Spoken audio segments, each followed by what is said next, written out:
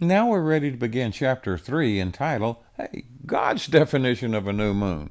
Now, friends, is God's definition of a new moon really the dark conjunction molade moon that the Hillel calendar uses? Or is it the first appearance of the waxing, thin, shining, sickle-shaped crescent of the moon? And that's a very, very important question for us to answer and to answer correctly. And why is that? Because as we learned in chapter 2, a molade conjunction dark moon can do what? It can appear 1.5 to 3.5 days before the waxing, shining crescent of the new moon appears. And what can that do? That can cause a Christian who follows a Hillel calendar to keep Passover on the wrong dates. It can also cause trumpets, Feast of Tabernacles, and the last great day to be kept on the wrong dates. Now, do we better understand why it's so important to know God's definition of a new moon? It's very, very important, friends. Now, God told us to observe Passover on the 14th day of the first month of Abib or Nisan, didn't he? Not a day earlier, not a day later. He also told us to observe atonement on the 10th day of the 7th month of Tishri. Not a day earlier, not a day later. And if we're going to be followers of Christ Jesus, it's very, very important for us to obey God's instructions and use his definition of a new moon in order to keep his festivals on the exact days, the very exact days that he commanded. So it's crucial, friends, that we know how God defines a new moon, right? And that's the reason it's important for every child of God to be diligent and remain diligent, because Satan loves to play word games. Unfortunately, friends, over the centuries, the definition of a new moon has changed, and that has caused many festival observers to choose the wrong phase of the moon in order to set the dates for their holy days. In fact, did you know that over the centuries, the term new moon has taken on at least 6 different names? And these names are traditional new moon, empirical new moon, biblical new moon, the young moon, and the phases. And all of these refer to the silver shining crescent of the moon. There's also another term for new moon, and that's the astronomical new moon. Now, it's really not quite as confusing as it sounds, because just remember, the titles traditional, empirical, biblical, young, and phases, they all refer to the physical sighting of the first appearance of the waxing, shining, sliver crescent phase of the moon. While the astronomical new moon, when you hear that term, it's basically a modern term that's used by scientists, astronomers, and Jewish rabbis, and refers to the conjunction, molade, or dark moon as the new moon. And here's several resources that confirms what I'm sharing with you. And first, let's look at some information from Sciencing and their article entitled Dark Moon versus New Moon. Quoting now, astronomical new moon. In astronomy, the new moon is a phase that occurs between the waning crescent and the waxing crescent. At this point, the moon is directly between the earth and the sun, in conjunction with the sun and the earth, and thus catches the sun's light fully on the side of the moon facing away from the earth. So the side facing the earth appears completely dark. That's what causes a conjunction moon, friend. They go on to say, the dark moon. In historical astronomy, this is key here, historical astronomy, it was in ancient times. Before the advent of high-powered telescopes and space travel, both scientists and lay people would often refer to the new moon as the first appearance of the waxing crescent moon. Today, something's changed, hasn't it? Today, astronomers sometimes use the term dark moon to refer to the period when the moon is in conjunction with the sun and the earth and is invisible to the naked eye. The term dark moon is used to avoid confusion due to the ambiguity of new moon terminology. You see, it's confusing, isn't it? When someone says new moon, you have to quiz them and ask them, what's your definition of a new moon? The original historical definition or the new term astronomical, coined and phrased and used by astronomers and scientists and Jewish rabbis. Goes on to say under types of moon phases. The moon disappears from the nocturnal, the nighttime sky for a few days when the moon is close to the point at which it lies between the earth and the sun, when it's said to be in conjunction with the sun. See, it's invisible. According to the ancient usage, and that's what we want to focus on, the ancient usage, the new moon was the first sliver of lunar light that became visible after its dark phase. But according to modern astronomical usage, the new moon occurs at the time of its conjunction with the sun. Somebody changed something, didn't they, friends? Now let's take a look and see what NASA has to say. Basically the same thing, but they're confirming that what we're sharing with you is the truth. NASA, new moon. By modern definition, new moon occurs when the moon and sun are at the same geocentric ecliptic longitude. The part of the moon facing us is completely in shadow then. Pictured here is the traditional new moon, and you can see over here on the right, you see a little faint sliver of light there. That's the traditional new moon, the crescent new moon, the earliest visible waxing crescent, which signals the start of a new month in many lunar and lunisolar calendars. History of the Jewish People in the Time of Christ, Henriksen, Volume 2, quoting, "The Jews at the time of Yeshua, Christ, did not as yet possess any fixed calendar, but on the basis of purely empirical observation, meaning seeing the moon's phase with the human eye, on each occasion they began a new month with the appearing of the new moon." Now, from the University of Arizona, Lunar and Planetary Laboratory, a waxing crescent moon, sometimes called a young moon, is always seen in the west after sunset. At this moon phase, the Earth, Moon, and Sun are located nearly on a line in space. So we're seeing these different terms used here, aren't we?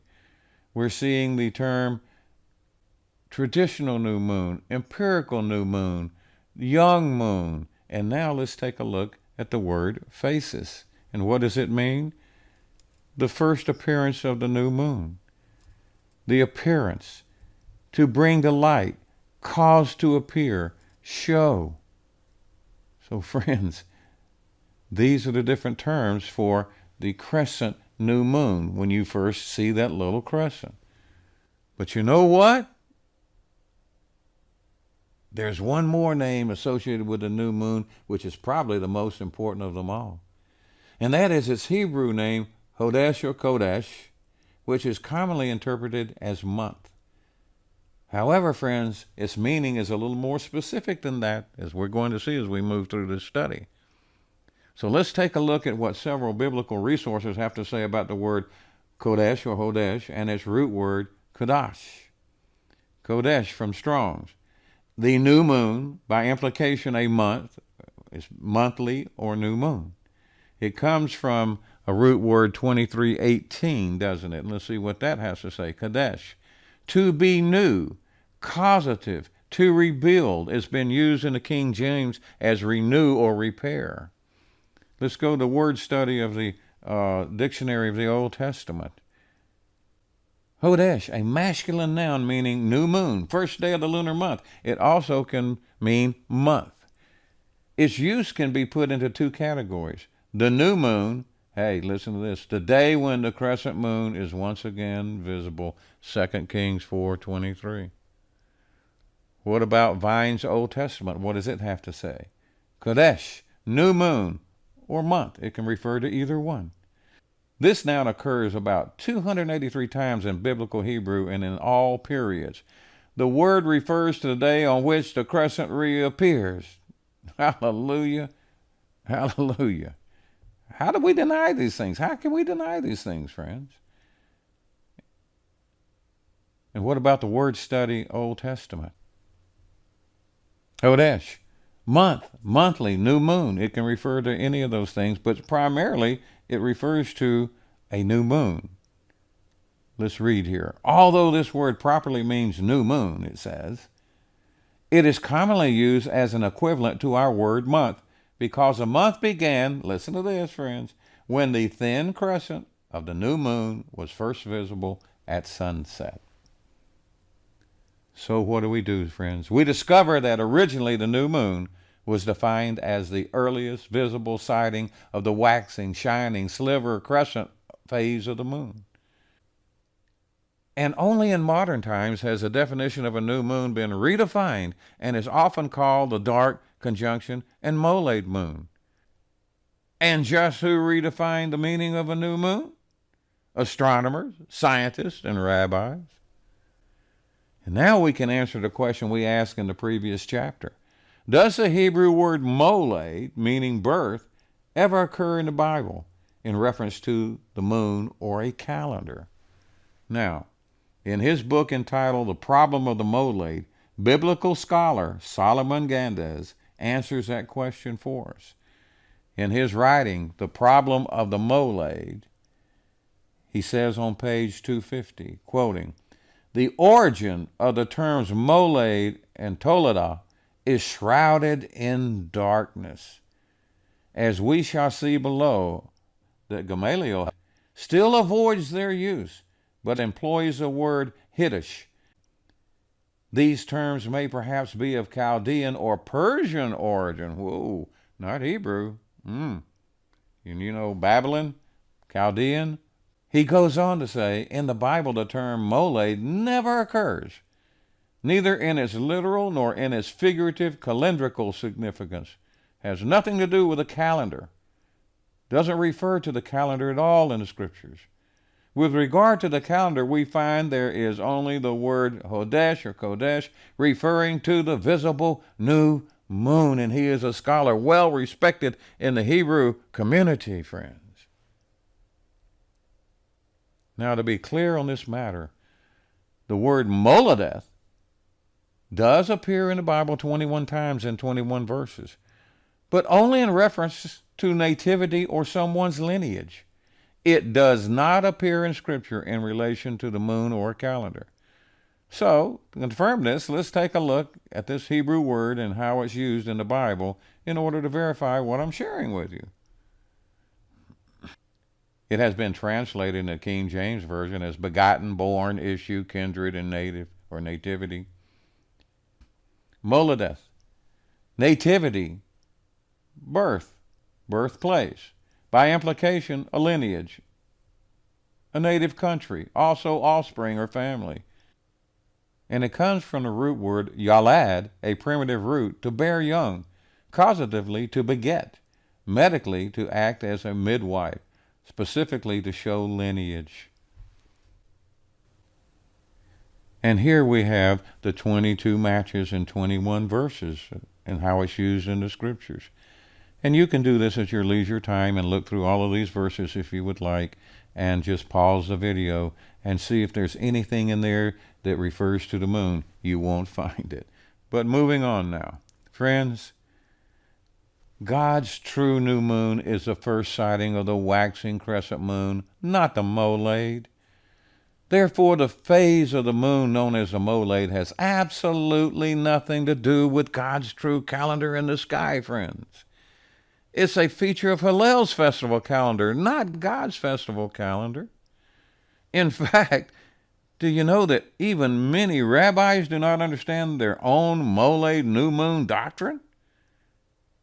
Here's what Rabbi Arnold Lasker wrote about this very issue. In the article, Behold, a Moon is Born, from the Rabbinical Assembly, Rabbi Arnold A. Lasker writes, The Great Changeover. Quoting now, very few otherwise learned Jews, including rabbis, regardless of their affiliation, very few know precisely the meaning of the molade and its relation to the Jewish calendar. Since it is the pivot around which the calendar revolves, it's rather surprising that it's so largely wrapped in obscurity. So, friends, we find that even educated Jews and rabbis don't understand their own molade doctrine. But, friends, this issue is too important to just glance over to slough off. And why is that? because too much is at stake here. And what do I mean? You see, following a calendar that is using the wrong phase of the moon to calculate the first day of God's month will virtually always compute the wrong dates for his festivals. And that's just not acceptable for a true child of God, is it? So please stay with me, friends, because right before we finish our investigation of what constitutes God's new moon, I'm going to show you a video that's going to literally blow your mind and should put this new moon issue to rest once and for all. And if you really, really care about observing God's festivals on the correct dates, then you will not want to miss this amazing video. Now, let's continue our search for the truth about God's biblical calendar by going back to the time when Jesus created God's calendar in the sky. Please join me for chapter 4.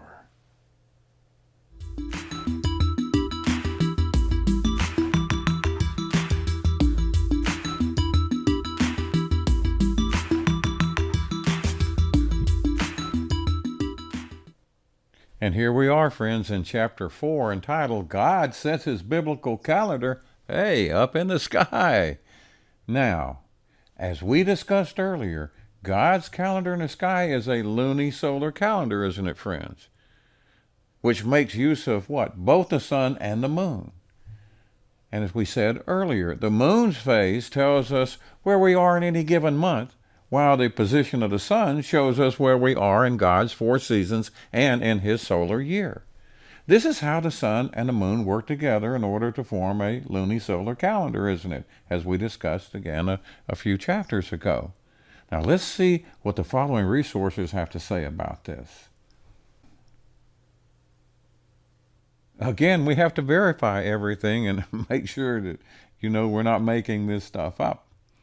Now, the Virtual Jewish Library says in their article, Calendar, quoting, the present Jewish calendar is what? Lunisolar. The months being reckoned according to the moon and the years according to the sun. The Britannica says, the lunisolar calendar in which months are lunar but years are solar. And in the article, Hillel II Calendar and Double Torah Portions by Jared Abram Seltzer, or Abram, some might say, quoting, the Hebrew calendar is a lunisolar calendar, meaning that months are based on lunar months, but years are based on solar years. And obviously, the main purpose of God's festival calendar is to do what? Is to mark the correct dates to keep his appointed feast, isn't it? And his calendar in the sky accomplishes this by providing us with the answers to the following questions. When does God's solar and lunar years begin and end? When does each of the 4 seasons begin and end? And when does each lunar month of God's year begin and end? And you know what, friends? God actually engraved this information across the expanse of the sky for everyone to see. And just how did he do that? Wasn't it by using 2 bodies of light? I've got that underscored. Let's pay attention to that word, light. And if we have spiritual eyes to see, as I said earlier, and spiritual ears to hear, this should become crystal clear as we read the information found in Genesis 1:14 through 18, which says, quoting, and God said, let there be what? Lights in the firmament of heaven to divide the day from night, and let them be for signs and for seasons and festivals, meaning that word is moed, and it means festivals, and for days and years. And let them be for lights in the firmament of the heaven to give light upon the earth. And it was so. And God made 2 what? Great lights, 2 great lights. The greater light to rule the day and the lesser light to rule the night. He made the stars also. He made 2 bodies in the sky that reflect light. And God set them in the firmament of the heaven to give light upon the earth, and to rule over the day and over the night, and to divide the light from the darkness. And God saw it was good. We shared that scripture earlier, didn't we? Now, did you notice that the word light or lights is used 8 times in these 5 verses? So we see that God's signal, his signal for his holy festivals are what? Lights in capital letters, underlined. Two lights that we know as the sun and the moon. And please show me, friends, please show me where the words dark, invisible, or molate, or conjunction are found in these verses. They just aren't there, are they? Now, let's focus on several key words found in Genesis 1:14 and see what they're really telling us. And these key words are signs, seasons, and years. And we'll begin with the word signs. He gave them for signs, it says. Oath. Probably it says in Strong's from Old Testament 2:25, in the sense of appearing. Wait a minute. Is a dark conjunction moon appearing? A signal, literally or figuratively, as a flag. How many invisible flags do you see? As a beacon. How many invisible beacons do you run across? As a monument. It goes on to say an omen, a prodigy, evidence to mark something, a miracle, an ensign, a token. Now, friends, come on. We don't have to be rocket scientists here. If something's going to be a sign or a signal, doesn't it have to be something we can see? Come on. I mean, what good would a stop sign or a red light be if they were invisible? So in order to be a sign, it has to do what? It has to be something a person can see with their naked eye, right? And the Bible plainly says God's signs are lighted signs, not a totally dark, invisible moon. It's just not there. And in the Old Testament, the Hebrew word oath, translated as sign, signal, token, flag, and beacon, is used 79 times in 77 verses to describe what? Such visible signs as, and here's just a few examples that you can look up, Noah's rainbow in Genesis 9:12. Cain's mark, Genesis 4:15. The plagues of Egypt, Exodus 10:2. Aaron's rod that budded was also a sign, Numbers 17:25. All of these signs were something that the human eye could see. And don't these scriptures provide additional proof that the beginning of God's months are determined by physically seeing the waxing, thin, sickle-shaped crescent of the new moon? And just how is that? Because God said that his signs are lights which one has to be able to see with the naked human eye. So, a dark, invisible conjunction moon does not fit God's definition of his sign, does it? And the following Jewish resource confirms that God's months begins with the appearance of the crescent moon, which is visible, has to be visible to the human eye. This is important. This is important. Jewish Encyclopedia, their article calendar, quoting, the first appearance of the new moon determines the beginning of the month. Hallelujah. There it is in writing.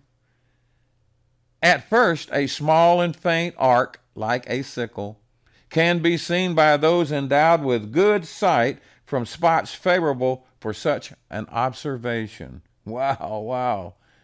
What do we want, friends? What do we want? A mountain to fall on us? Can't we get this? What's so hard about this?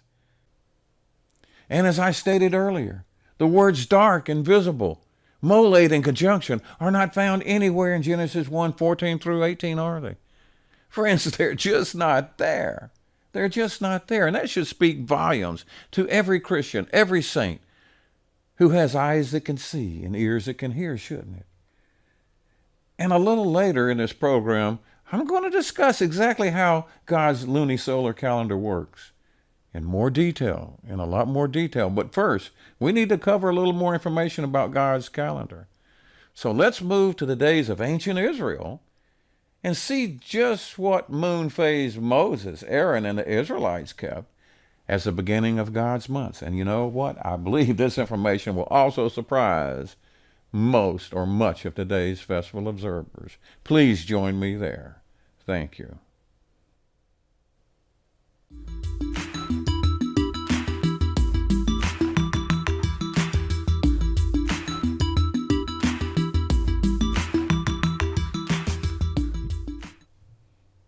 And here we are in chapter 5, where we're going to be investigating ancient Israel and God's new crescent moon. Now, friends, we all know, I believe, that the Lord stayed with ancient Israel as they wandered in the wilderness for 40 long years, right? And it stands to reason that he made sure that they knew how to accurately calculate the dates for his holy festivals, don't you think? However, now, after ancient Israel entered the Promised Land, well, who oversaw God's calendar and informed the Israelites when his festivals were coming? And who made sure that ancient Israel used the correct moon phase to begin God's month? Did the Lord himself have to remind the Israelites each time a festival was approaching?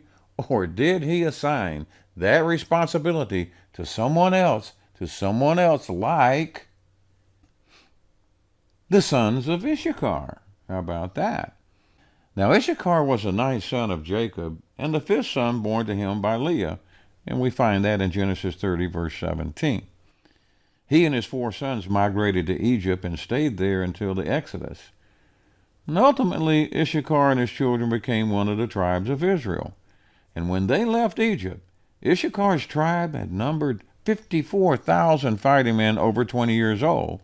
And by the time of David, that tribe had increased to 87,000. And we find that in 1 Chronicles 7, verse 5. And friends, did you know that God gave the children of Issachar a special understanding of times? And what's times? We'll find out in just a moment.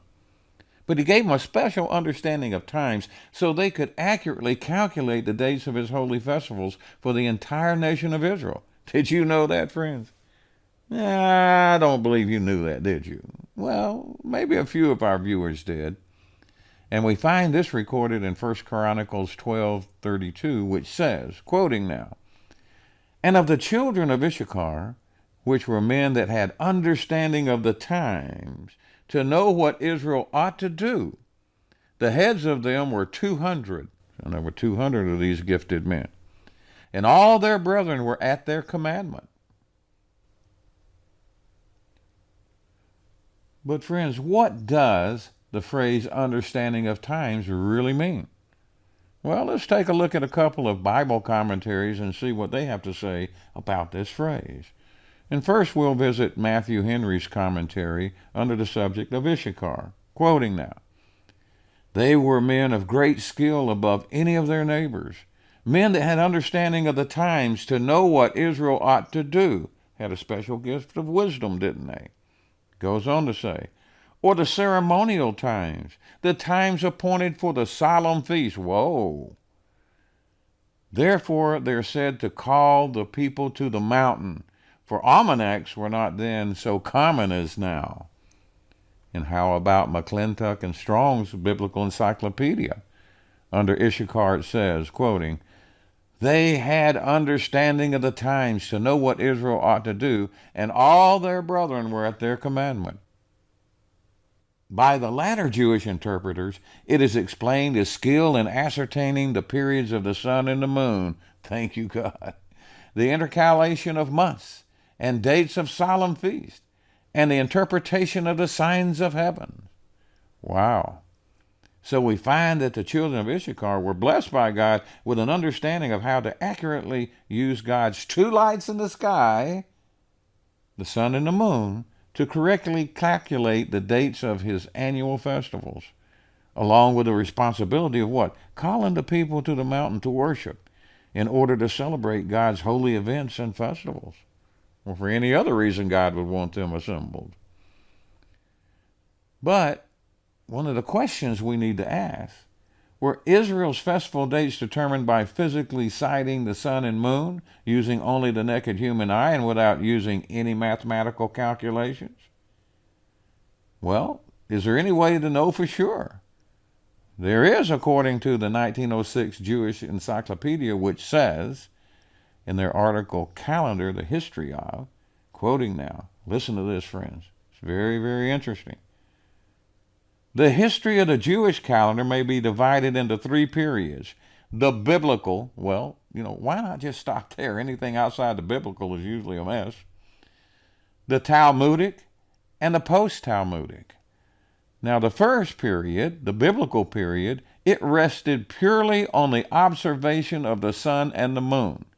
The second period, or the Talmudic period, on the observation and reckoning, or observation and calculating to some degree, and the third entirely on reckoning or calculations. So, we find that during the biblical period, the original calendar was determined solely by the observation of the sun and moon, with absolutely no mathematical or astronomical calculations involved. Okay, but just when did the biblical period begin and end? Now, there's very little information on the internet or anywhere else regarding the dates of these three calendar periods. So what did I do? I contacted a rabbi, since we're dealing with the Jewish calendar here, right? And I asked him when the biblical period began. When is the Jewish encyclopedia? When is it talking about? When did this period begin? And here's his email reply. From Chabad.org, asked the rabbi. And this is his reply. Hi, Lonnie. The biblical period began in the desert with Moses in the year 2448 on the Jewish calendar and 1313 BCE or BC. And friends, if these dates are correct, then this information tells us that it was just a few days before Passover in AD 1313, right before the Israelites left Egypt, that the Lord began revealing features of his calendar in the sky to Moses, Aaron, and the Israelites. Right? Right? And how do we know this? Well, we can know this by reading Exodus 12, 1 through 2, can't we? And the Lord spake unto Moses and Aaron in the land of Egypt, saying, This month shall be unto you the beginning of months. It shall be the first month of the year to you. Now, what's happening here, friends? These are calendar features, aren't they? These are calendar features that God is beginning to reveal to Moses and Aaron, right? Aspects of his calendar. But the next question we need to ask and answer is, when did the biblical period end? You know, the period that the Jewish encyclopedia says that the festival calendar rested purely on the observation of the sun and moon? Well, in his work entitled Jewish Time Management, author Brian Kalitz of the Congregation B'nai Israel writes, Biblical period rested purely on the observation of the sun and moon until about the Tannaitic period, 10 to 220 CE. He goes on to say, this is the period when most of the rabbis mentioned in the Talmud lived, and these teachers or repeaters based their rulings on the teachings of the rabbis. In addition to that, in his well-known book, The Comprehensive Hebrew Calendar, the renowned scholar, Mr. Arthur Spire, goes on to confirm that originally God's months were set by the observation of the crescent new moon, and that this method continued roughly until 300 years after the destruction of the Second Temple in 70 A.D. Quoting from his article now, in the early times of our history, the beginning of the months were determined by direct observation of the new moon. Then those beginnings of the months were sanctified and announced by the Sanhedrin, the Supreme Court in Jerusalem, after witnesses had testified that they had seen the new crescent. What were they looking for? The new crescent. Continuing, this method of observation and intercalation was in use throughout the period of the Second Temple, 516 BCE through 7 CE, and about 3 centuries after its destruction, after the temple's destruction.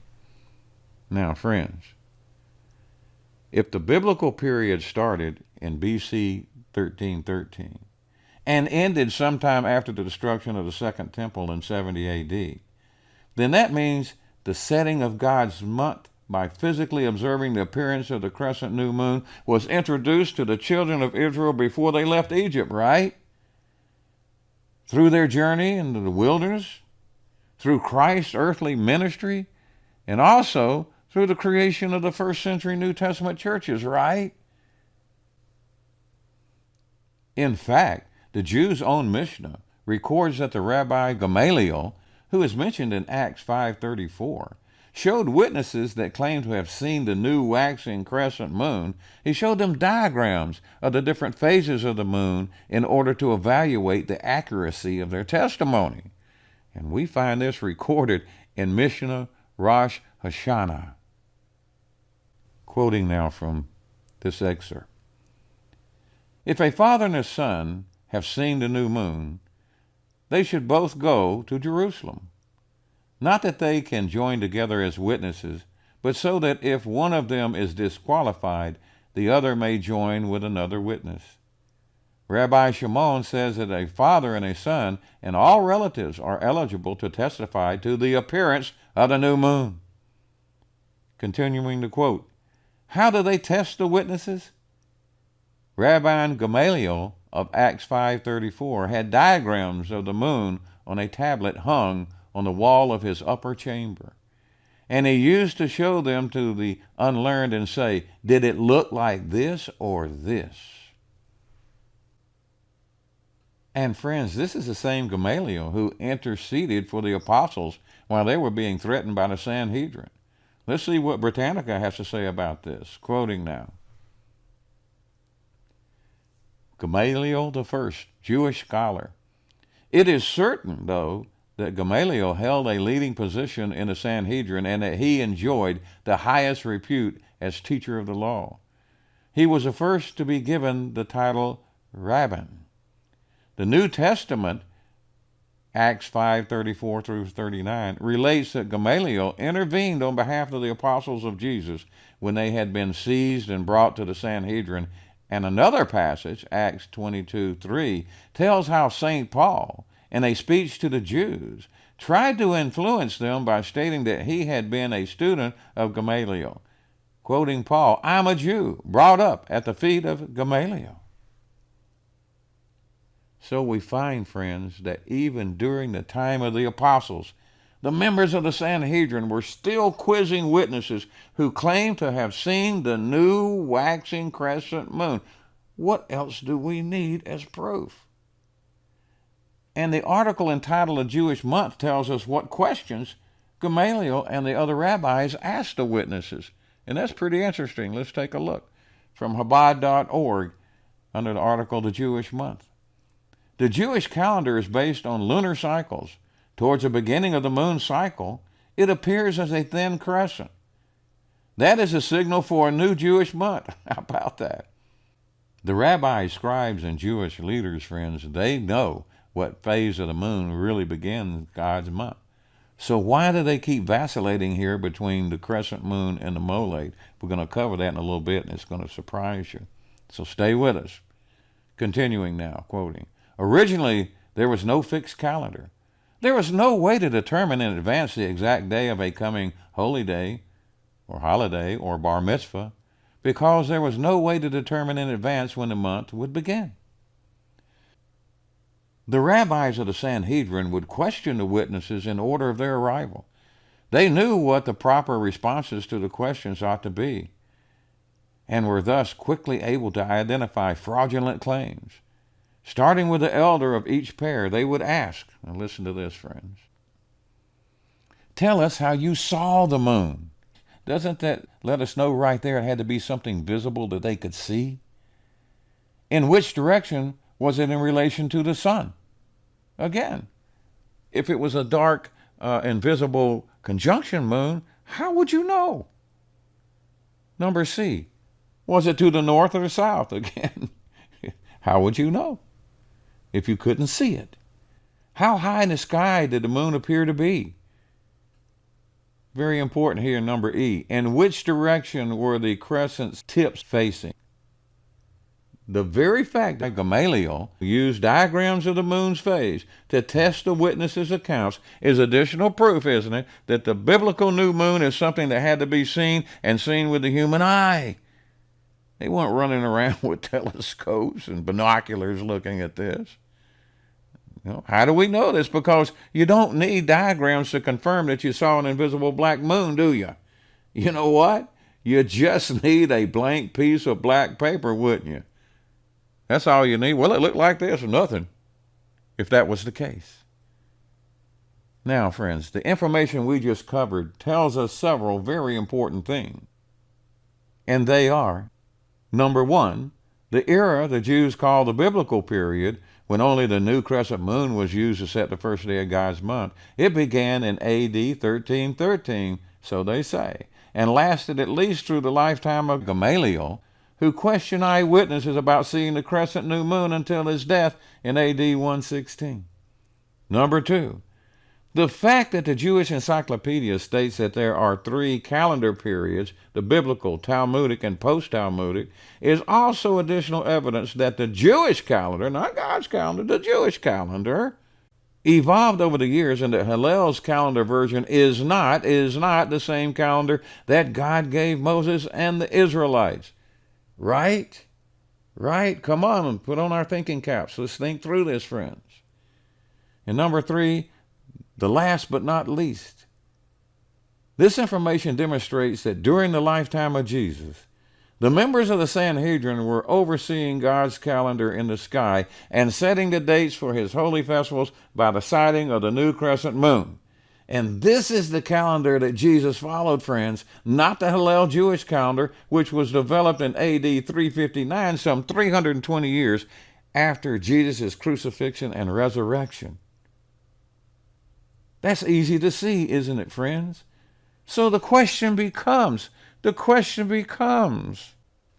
why in the world, friends, can't today's festival observing pastors see this truth and begin setting God's months by the crescent moon? It's a total mystery to me, isn't it to you, friends? The evidence is right there. The forensic evidence is right there before their eyes. What is wrong?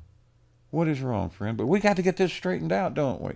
So join us for the next chapter, and let's see where this takes us and what else we're going to find out about these 2 calendars.